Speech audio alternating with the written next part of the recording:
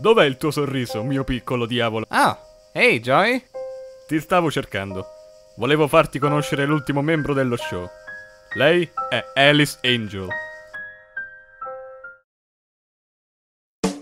Bene. Ma salve tesoro. Oh, ma che piccolo ragazzino!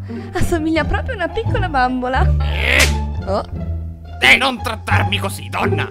Io sono un autentico demone di buona fide, non un bambino. Per non parlare del fatto che sono la star di questo show.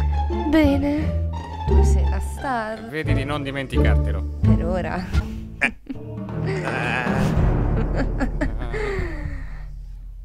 Mi piacerà lavorare con te, mio caro Bandy.